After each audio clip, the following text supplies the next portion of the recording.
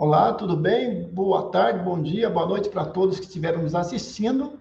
Hoje nós temos de novo aqui a grande satisfação de estar com o professor Dr. Álvaro Tobes Prata, futuro homenageado aí na semana que vem, que eu saiba aí, né, pela Academia Brasileira de Ciência Mecânica, como um engenheiro mecânico de destaque no Brasil por suas grandes contribuições. Professor Álvaro Prata, muito obrigado por conceder um pouco do seu tempo. A gente fez uma conversa há 2 anos sobre a inovação, sobre a importância do empreendedorismo, a importância do Brasil, né, dar esse salto aí para melhorar aí a sua riqueza, né, vamos dizer assim. E hoje eu gostaria de concentrar nossa conversa num assunto mais específico que nós gostamos muito, que é a área de refrigeração. Boa tarde, professor Jesué. O prazer é todo meu estar com você, estar com o seu público, que eu sei que é muito grande, e é sempre uma alegria falar de inovação e, especificamente, falar da nossa área, que é a área de refrigeração, engenharia, ciências térmicas, e como é que essa área ela tem contribuído, né, para gerar riqueza, tem contribuído para a qualidade de vida das pessoas, tem contribuído de uma maneira muito ampliada aí. Sem a refrigeração, você sabe melhor do que ninguém, sem a refrigeração seria difícil nós lidarmos com os alimentos da maneira como nós lidamos, né? Seria difícil estendendo refrigeração e condicionamento de ar, então, né? Se você imaginar hoje que nós temos salas muito com requisitos de exigência muito elevado, então conversar sobre isso é sempre muito bom. Professor Prata, me permita chamá-lo assim, na sua palestra, numa aula magna recente, o senhor falou um pouco aí do efeito magnetocalórico, né? E do compressor decorrente disso, dessas pesquisas sendo realizadas aí, que eu saiba aí pelo Polo, né? Que é uma inovação muito grande, e que isso seria uma mudança, né? Naquilo que a gente conhece há mais de 150 anos, que é a compressão mecânica de vapor. Eu sempre fico com a curiosidade, né? Porque além de você ter inovação, é preciso que isso aí tenha valor comercial, que consiga superar os compressores a $30, né? Que estão aí no mercado da refrigeração, por exemplo, doméstica, né? De que forma o senhor vê e quanto tempo o senhor pensa que isso vai virar algo do nosso cotidiano, na sua leitura, né? E se quiser também, explique um pouquinho melhor sobre essa tecnologia tão inovadora. Obrigado aí por trazer esse tópico, Jesué. E você toca num assunto muito pertinente, que é a questão de você sair de uma tecnologia amadurecida, uma tecnologia consolidada, e ir para uma nova tecnologia, né? As tecnologias consolidadas e amadurecidas, elas já permitem um acesso muito grande aos produtos a essas tecnologias associados. Então, você menciona aí exatamente o custo de um compressor de refrigerador, né, um compressor de geladeira, $30, né? Isso é muito baixo. Então, você ser capaz de fazer um outro componente que funcione com um princípio diferente e que tenha baixo custo, que seja acessível, é muito difícil. Mesmo que essa tecnologia consolidada não seja a melhor tecnologia. Antes de falarmos da compressão, da refrigeração por compressão mecânica de vapor, né, o exemplo que até hoje vigora, que é a dos veículos, sobretudo os automóveis, de motor a combustão. Então, nós estamos falando de uma tecnologia com mais de 100 anos, e hoje as pessoas conseguem coisas inimagináveis, né, com motores de combustão. Então, você consegue, com motor de combustão, acelerar um veículo de 0 a 100 quilômetros em menos de 3 segundos, né? 1, 2, 3. Você saiu do zero, deslocando uma massa aí de 1,5 toneladas e colocando ela a 100 quilômetros por hora. Olha que loucura. E se você perguntar como é que você consegue isso, para uma pessoa que não tivesse familiarizado com essa tecnologia, ela ia achar que era impossível, né? Porque como é que você consegue isso? você coloca um gás dentro de um cilindro, né? E como é que você coloca esse gás? Você succiona esse gás para dentro do cilindro através do movimento de um pistão, né? Depois você fecha as válvulas que fizeram com que esse gás entrasse no cilindro, né? Comprime essa mistura, depois você taca fogo nela, ela, ela, ela entra em combustão, essa energia que é liberada movimenta esse pistão para baixo, e aí você realiza trabalho, e depois, quando o pistão sobe, você elimina esses gases e repete o ciclo. E aí a pessoa poderia lhe perguntar assim, qual é o rendimento disso aí? Você fala assim, o rendimento máximo disso aí é uns 40%. Puxa, e o que acontece com os outros 60%? Você fala assim, olha, você perde. E certamente uma pessoa iria olhar e falar assim, olha, esquece, isso é muito complicado, você precisa de muitas partes móveis, isso não vai ser, e no entanto dá, né? E nós começamos lá atrás, né, resolvendo todos os problemas mais complexos associados a essa tecnologia, né? Então, lembra que hoje a gente pensa até em ciclos de combustão que funcionam de diferentes formas, mas o primeiro ciclo lá imaginado por James Watt era extremamente complexo, né? E era uma coisa muito elaborada. Pois bem, olha a dificuldade que nós temos hoje para trocar essa tecnologia por uma tecnologia que é muito mais eficiente, que é o motor elétrico. O rendimento do motor elétrico é 95%, 96%, comparado com o rendimento do motor de combustão, né? Então, isso não é diferente com a tecnologia de produção de frio, a mais usual. E essa tecnologia de produção de frio, ela é muito boa, né? A gente sabe como é que faz, né? Você sabe, a gente sabe, e estamos falando aqui para o seu público, né? E que também é um público qualificado, mas lembrando, né? Quer dizer, a produção do frio por compressão mecânica de vapor, você trabalha com a ideia de que um gás ou uma substância na forma de vapor, ela tem uma certa quantidade de energia, claro, mas a temperatura dela depende do nível de compressão dela. Então, se você expande esse gás, a temperatura baixa. Se você comprime, a temperatura aumenta. Então, se você quer tirar calor de um ambiente que já está frio e levar para um ambiente que está quente, condicionar um ambiente, por exemplo, abaixando a temperatura, você pega e expande esse gás, aí ele fica na temperatura mais baixa que o ambiente, o calor naturalmente vai para o gás, esquenta esse gás, aí você pega esse reservatório, leva para o ambiente para onde você quer deslocar a energia que você retirou, né? Comprime o gás, a temperatura aumenta, e aí você troca naturalmente o calor do gás, que vai estar mais quente, para o ambiente que está mais frio. É claro que a gente não fica movimentando esse cilindro, né? Você faz um circuito e aí, numa parte do circuito,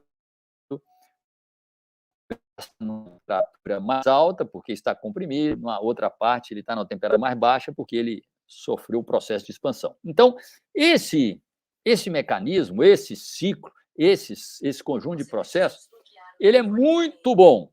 Ele é muito bom, é uma excelente ideia. E mais do que isso, é simples.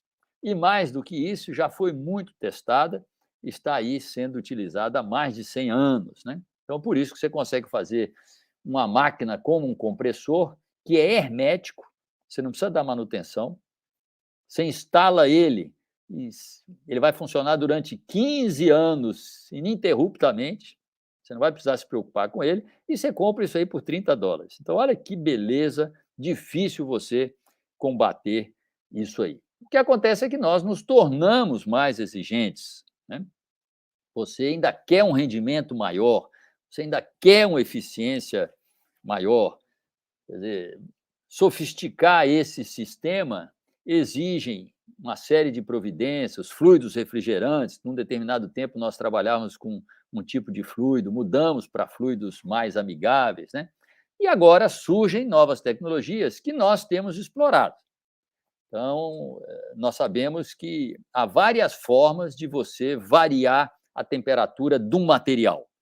Então, quando eu falo material, eu não quero me restringir apenas a gases ou líquidos, eu quero incluir também os sólidos, né? Então, há várias formas de você aumentar ou diminuir a temperatura dos sólidos, né? Há o efeito termoelétrico, e a gente tem refrigeradores que funcionam a partir do efeito termoelétrico.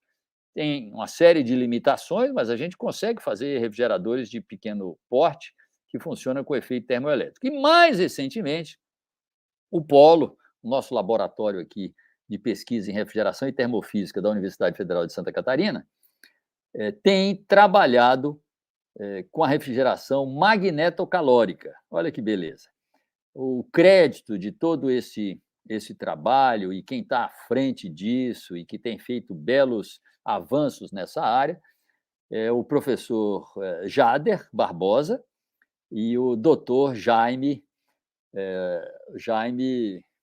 Lozano. E ambos, né, têm feito uma série de avanços nessa tecnologia, a ponto de eu dizer, de dividir com vocês aqui, lhe falar, Jesué, que é capaz do grupo que esteja mais na frente em tecnologias, de compressão por refrigeração pelo efeito magnetocalórico, seja o Polo, né? Nós temos não só avanços científicos,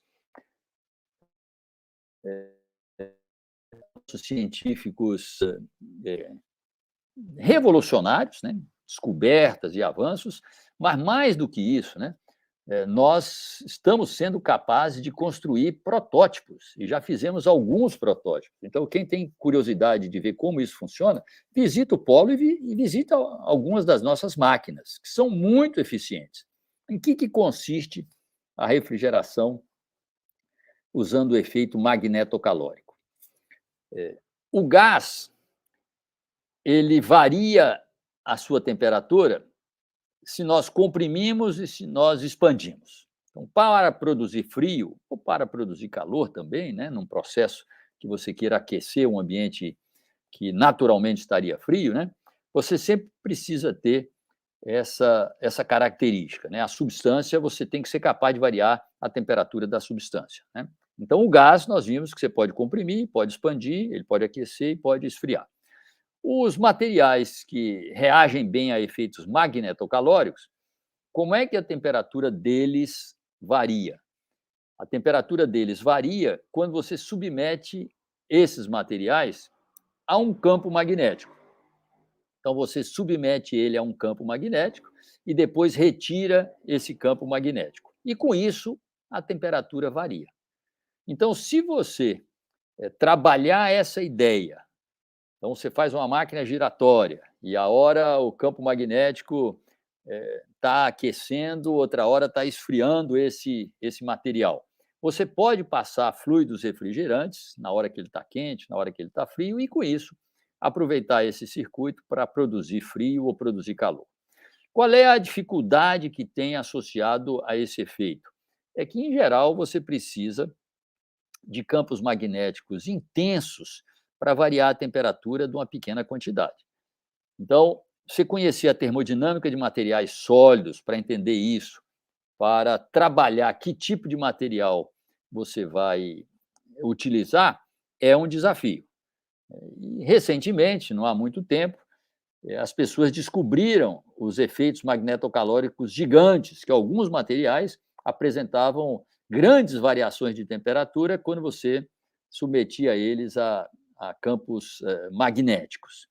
E mais do que isso agora, que é o nosso desafio, é que nós queremos que essas variações de temperatura possam ocorrer na temperatura ambiente. Então, esse é o desafio. A construção de ímãs sofisticado e a construção de sistemas sofisticados que possam aproveitar esse efeito. Então, nós tivemos muito sucesso, né? Estou falando de uma maneira geral da questão termodinâmica, mas a questão de projeto aí é riquíssima, e a maneira como você faz os circuitos aí, dos gases e dos líquidos, a tecnologia de regeneradores, que é muito importante nesse tipo de sistema, e com isso, você montar isso, dispor isso de uma maneira eficiente. Nós tivemos muito sucesso em construir esses protótipos. Qual é a dificuldade do momento? É o que você trouxe aqui na sua primeira observação.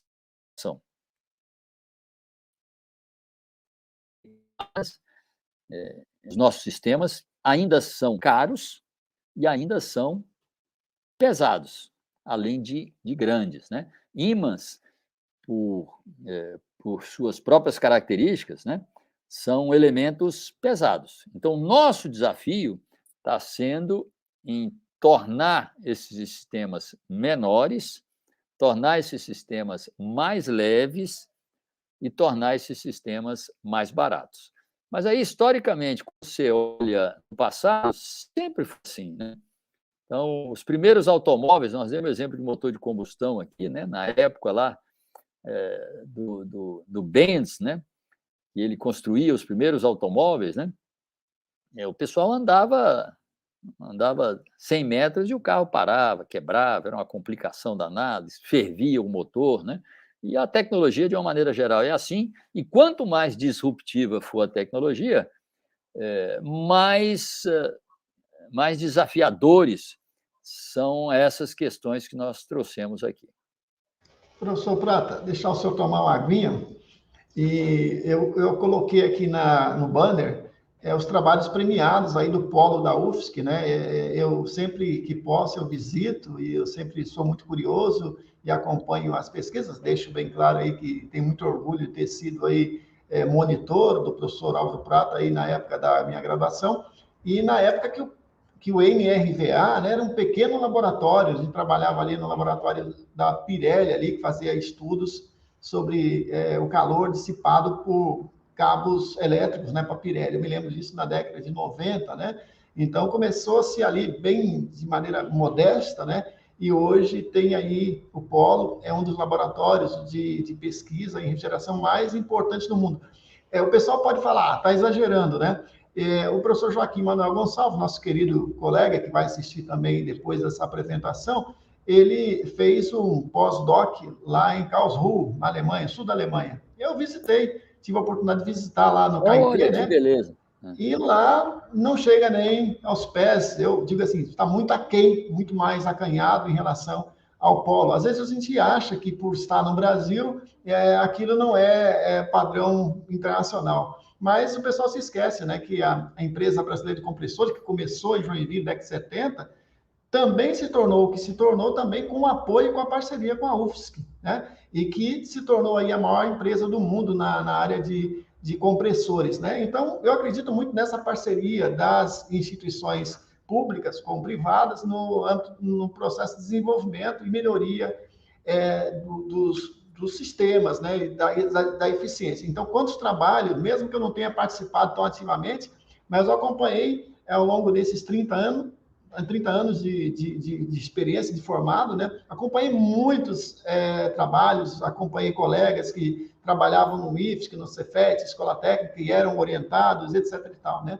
E dos meus próprios amigos aí que fizeram doutorado e mestrado aí com vocês. Então, para mim, é um orgulho muito grande dizer isso, porque as pessoas não conhecem, né? Então, se puderem, visitem, né, esse site aí do Polo da UFSC, que vão encontrar ali a publicação dos trabalhos, né? E os trabalhos premiados e todos os trabalhos já produzidos, né, pelo Polo. Não? E dito isso, me parece essa questão agora desse processo de transformação, dessa tecnologia criada aí, muito bem dito, criada principalmente por vocês aí nesse laboratório da UFSC, enfrenta esse desafio que foi talvez aí aquele início do século XX, quando teve ali a corrente alternada, a corrente contínua, né? A gente precisava ter aquela guerra de correntes, o Nikola Tesla de um lado, Thomas Edison do outro, né? Aí o senhor fala sempre no questão, já estava consolidada a iluminação a querosene, a gás, né? E de repente você tem que fazer uma transformação como essa. Então, acho que é um desafio bem interessante, né? Que se apresenta. Pela sua experiência de vida aí, que conhece o mundo todo aí, e conhece como as tecnologias são aplicadas, em quanto tempo o senhor imagina que a gente vai ter a aplicação em escala comercial desse tipo de forma de refrigeração, desse tipo de forma de produção de frio? Jesué, você trouxe essa questão de uma maneira muito pertinente, né? Antes de responder a sua pergunta, eu quero dizer que nós temos muito orgulho de todos aqueles que se juntam a nós em algum momento, e você teve a sua participação nisso. Você trabalhou em vários projetos, fez seus trabalhos aqui conosco, e como muitos, né, colocou o seu tijolinho, e hoje nós nos orgulhamos muito de todos esses trabalhos realizados, né? Eu próprio cheguei aqui em 1978 e continuei ali na universidade, né? Muitos continuam, muitos passam uma temporada menor, e você mencionou aí, além do seu próprio trabalho, você mencionou aí a atuação do Joaquim, que também é uma atuação muito importante para nós aqui, tem nos ajudado muito e ajuda sempre, né? E é isso, o Polo é isso, né? A nossa galeria ali de mestres e doutores nos honram muito de nós nos lembrarmos de todos os trabalhos que foram realizados, né? Hoje, na linha de frente do Polo, nós temos 3 pesquisadores aí de altíssimo nível, né? Eu mencionei aqui o professor Jader, mas tem também o professor César Deschamps e tem o professor Christian Hermes, né? E agora, em abril, nós deveremos ter também o Jaime Lozano, né? Mencionei o doutor Jaime Lozano, e ele foi aprovado num concurso, deve se juntar ao Polo também. E o Jaime, a grande especialidade dele é refrigeração magnetocalórica, e ele é muito bom nessa área de projetos também. Indo à pergunta que você faz, observa que o papel nosso de universidade, de instituição de pesquisa, é exatamente abrir essas fronteiras, né? O Polo tem uma preocupação industrial, uma preocupação de se aproximar do setor produtivo, né? E ele dá esses passos, né? Esses passos que são importantes, através de convênio, através de parcerias, nós conseguimos construir protótipos, conseguimos viabilizar a tecnologia numa escala pré-comercial. Mas nós não temos essa vivência de mercado, né? Então, essa decisão de colocar um produto no mercado é uma decisão muito complexa, que envolve uma série de fatores, né? Então, a rigor, nós temos trabalhado naquilo que nos compete e acreditamos muito nessa tecnologia, e as empresas têm sido nossas parceiras. Mas para uma empresa, mencionamos aqui a Embraco, né? A Embraco fabrica compressores ditos convencionais, né? Mas, na verdade, os compressores da Embraco têm muita inovação agregada e são compressores de altíssimo nível. Mas a tecnologia é uma tecnologia consolidada. Então, não é fácil para uma empresa de compressores enxergar que uma nova tecnologia transforma aquele seu produto principal em algo ultrapassado, né? Então, observa que é difícil para a Embraco aceitar que a refrigeração magnetocalórica possa superar a refrigeração convencional. Mas é sempre assim, né? Observa que a Tesla ela precisou puxar as fronteiras, né, para que os fabricantes convencionais, né, os americanos, os europeus, os asiáticos, né, sentissem a pressão e fossem para o carro híbrido, carro elétrico, e aí a gente acompanha essa disputa, né? Então, é muito difícil antever quanto tempo demorará para que essa tecnologia ela possa conquistar o seu lugar. Mesmo porque pode ser que ela nunca seja comercializada nessa escala que nós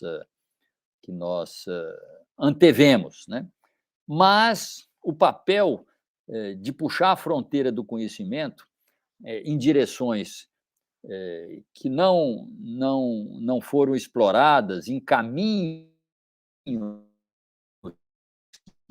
trilhados, é muito importante, né? Mesmo porque nós vemos que uma das coisas características desse século XXI é a identificação de novos materiais que existem na natureza e, mais do que isso, as pessoas hoje que pesquisam em novos materiais estão criando materiais sintéticos com determinadas propriedades que atendam fins específicos. Então, mencionei a necessidade de você ter, no caso, nós usamos aqui o gadolínio, né? Que é esse material que apresenta esse efeito magnetocalórico gigante. Com um pequeno campo magnético, ele oferece grandes variações de temperatura. Mas o gadolínio é um material caro, um material pesado, e nós gostaríamos de ter, para uma mesma unidade de campo magnético, uma diferença de temperatura maior ainda. Então, cada vez mais se torna possível e se torna viável que nós possamos conceber a criação de materiais sintéticos que possam melhorar o gadolínio, que é um elemento que existe na natureza. Então, é difícil você antecipar o que poderá acontecer e a forma como quem comercializa esses produtos está disposta a encarar esses novos desafios. Então, hoje nós temos parceiros comerciais que acreditam nos nossos produtos. Então, nós já fizemos refrigeradores que operam com refrigeração magnetocalórica, já temos protótipo de condicionadores de ar que operam com refrigeração magnetocalórica. Então, esse desafio, né, de levar esses materiais aí para o mercado, ele precisa ser abraçado por parceiros comerciais, né? Então, nós temos parceiros comerciais que estudam muito isso aí, e essa decisão é uma decisão deles, né? Ao conversar com você sobre isso, eu lembro de uma época onde nós, junto à Embraco, desenvolvemos uma tecnologia para reduzir o tamanho dos compressores, né? Um ovo de Colombo, porque, em geral, você liga o compressor na tomada e ele opera com aquela frequência da tomada, que é os 60 Hz. Então, ele movimenta 60 vezes, e com esse movimento, você precisa de um determinado volume para conseguir bombear uma certa quantidade de gás, né? E o que nos ocorreu? Puxa, eu quero bombear essa mesma quantidade de gás para produzir esse efeito de refrigeração, mas eu quero diminuir o tamanho do compressor. Então, na época, nos ocorreu o seguinte: vamos fazer ele operar mais depressa. Olha que ovo de Colombo, né? E com isso a gente reduziu e fez um compressor pequenininho. E a Embraco se entusiasmou muito com esse compressor, porque imaginou que esse compressor podia ter várias utilidades, inclusive você ter uma própria jaqueta, que ela própria tivesse um sistema de refrigeração, e você estava num ambiente muito quente, né? Seja profissionalmente, numa mina, né? Ou seja, em lazer, né? Você estava em regiões muito inóspitas, com temperaturas muito altas, você podia vestir aquela jaqueta, e aquela jaqueta ela tinha o próprio sistema de refrigeração. Então, a Embraco chegou muito próximo de lançar esse sistema comercialmente. Era um sistema que você podia sair da condição, por exemplo, né? Nós estamos aqui, cada um de nós, com ou um laptop ou um desktop, né? Mais um computador que está nos permitindo conversar remotamente, né? E os equipamentos eletrônicos estão sendo aquecidos, e, na maioria das vezes, você precisa se preocupar muito com o sistema de refrigeração ou de arrefecimento, né? Ou de abaixar a temperatura aí desses componentes eletrônicos. E o compressorzinho pequeno, uma das aplicações dele era que você não tivesse uma refrigeração passiva, onde você só ligasse um ventilador e fizesse o ar circular, um sistema de refrigeração específico para os compressores e os notebooks. Pois bem, esse sistema comercial, onde você, inclusive, numa cozinha, pode fazer gavetas com diferentes temperaturas, diferentes sistemas, nunca chegou a ter o sucesso que nós imaginaríamos que fosse ter, né, de miniaturizar a refrigeração. E a razão não foi nem tecnológica, A razão foi uma razão cultural, de mercado, né? São coisas outras e, muitas vezes, os desafios não são apenas desafios tecnológicos. A nossa missão é vencer os desafios tecnológicos e contribuir para que os nossos parceiros vençam os outros desafios também, né? Muito associados ao mercado, à aceitação das pessoas. Mas nem sempre eles conseguem fazer isso, né? Professor Prata, a última pergunta eu prometo. Na semana passada foi realizada em todo o Brasil, esse mês agora, a Semana Nacional de Ciência e Tecnologia vem sendo realizada com o nome, o título é Bicentenário da Independência, né, 200 anos de educação, ciência, tecnologia e inovação. E ao fazer uma apresentação nesse sentido, acabei me deparando, obviamente, com as suas palestras, e a gente sempre lembra que o senhor assumiu aí por alguns anos a Secretaria de Ciência e Tecnologia, né, o cargo logo abaixo do ministro, né, de Ciência e Tecnologia do Brasil, né, que é uma honra aí para todos nós, né, esse cargo. E o senhor contribuiu também com os polos de inovação. Aí a gente percebe ali, o Brasil produz muito artigo científico, está em 13º país do mundo em produção de artigos. No entanto, a gente não é um dos países mais inovadores no sentido de ter patentes, né, e de isso se caracterizar como riqueza. O que está faltando no seu ponto de vista, para fechar a nossa conversa, para a gente sair da criação, da produção do artefato, para ser um país que consegue melhorar nosso produto interno bruto, né, e gerar mais riqueza? Como a Apple hoje é uma das maiores empresas do mundo, a Microsoft, a IBM e todas essas empresas americanas, por exemplo, que fizeram, né, que tornaram os Estados Unidos um país mais rico, né, por meio não só de uma ideia, mas transformando isso em produto. O que a gente precisa fazer para sair de ter artigo para ter riqueza? Muito bom, Josué, muito bom. Parabéns aí pela sua pergunta. Você tem trabalhado muito nisso, eu sei, já trabalhou, preocupado com isso. Eu avalio que hoje essa é a 4ª missão da universidade. A universidade, nós estamos acostumados a refletir sobre ela dentro de 3 missões, que é o ensino, a pesquisa e a extensão. Ela ensina, ela faz pesquisa e faz a extensão. E espera que a consequência do ensino da extensão para a nossa sociedade, ela espera que isso surja naturalmente. E que consequência é essa, né? Quer dizer, o que nós queremos de uma universidade dinâmica e de um sistema nacional de ciência e tecnologia? Nós queremos que esse sistema ele chegue na população e chegue na sociedade, para melhorar a qualidade de vida das pessoas, né? Então, ela suprir as fragilidades que possam ter na nossa sociedade, né? Propiciar a infraestrutura, né? E gerar riqueza, para que, com a riqueza, nós todos possamos prosperar. Observa que a universidade ela não se preocupa muito com isso, exceto do ponto de vista acadêmico. Ela elabora isso, ela faz estudos, avalia, né? Mas a minha percepção é que, sobretudo no Brasil, a universidade precisa ser mais ativa nisso. E acho que essa é a 4ª missão que as nossas universidades, as nossas instituições de ensino superior precisam abraçar. Por quê? Porque, naturalmente, a nossa sociedade tem tido muita dificuldade com isso.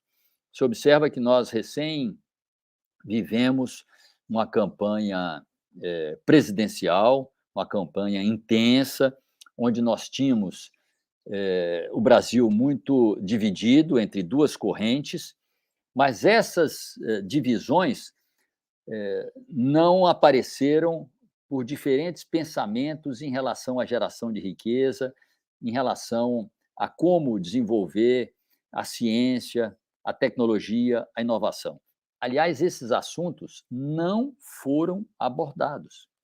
Não eram abordados nem na imprensa falada, nem na imprensa escrita, nem nas mídias sociais. Nós abordamos uma série de outros assuntos importantes também, abordamos uma série de assuntos menos importantes, mas a dificuldade das pessoas com as suas próprias convicções, né? Então, a sociedade brasileira, ela culturalmente ainda que ela goste de ciência, goste de tecnologia, ela está distante da ciência e tecnologia. A nossa atividade industrial eh, tem ela tem reduzido ao longo dos anos. A nossa indústria já foi quase 1/3 do nosso PIB, hoje não é nem 10%.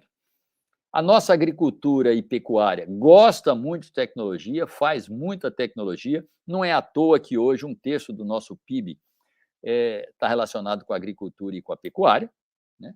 E o nosso campo ele é muito produtivo. Se você olhar as áreas em que o Brasil mais produz cientificamente é agricultura, pecuária, ciências da vida, né? Agricultura, pecuária, mas também na área da saúde, imunologia, doenças tropicais, né?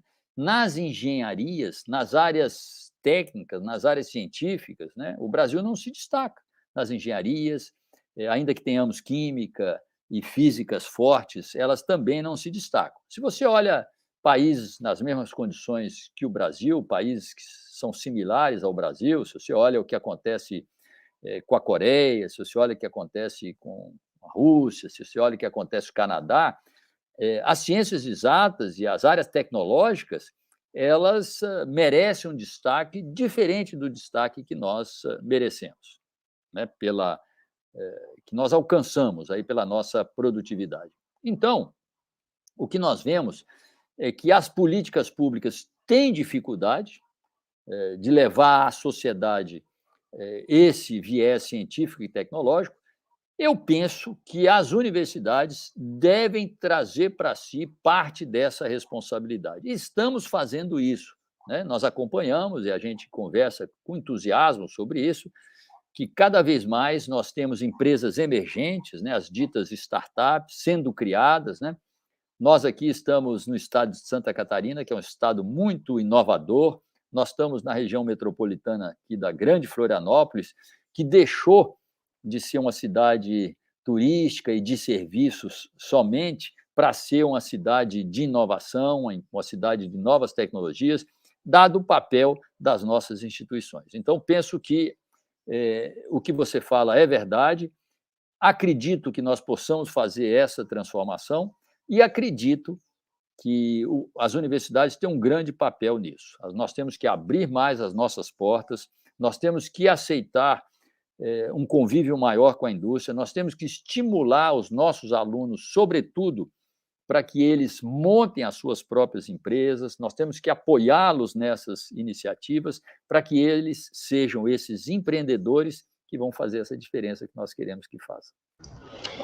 Muito obrigado pelo seu tempo, professor. Eu coloquei aqui na tela também um banner, né, que dia 7 agora de novembro, na próxima semana, segunda-feira, né, o professor estará recebendo ali, acho que em Bento Gonçalves, o prêmio Engenharia Mecânica Brasileira, né, ali no ICIT. Parabéns mais uma vez, é sempre uma honra da Academia Brasileira de conversar. Ciências Mecânicas. Isso mesmo. É sempre uma honra conversar com o senhor e aprender muito com a sua experiência, um prêmio merecido. Agradeço também a sua disponibilidade de tempo, né, e toda a sua contribuição aí para a área de ciências térmicas. A gente falou um pouquinho de compressor da magnético, tal, compressão magnética, mas, obviamente, nem falamos aí da sua área principal, talvez, aí, que é a área de transferência de calor e dos polos de inovação, que é a revolução para o Brasil. Tivemos agora, obviamente, aí as eleições, temos aí, obviamente, aí a expectativa, né, de que a ciência e tecnologia seja colocada em evidência no futuro governo e, certamente, o senhor será aí chamado para conversar e para contribuir com tudo isso, não tenho dúvida disso, pela sua atuação junto ao CNPq e CAPES ao longo aí de mais de 30 anos de trabalho.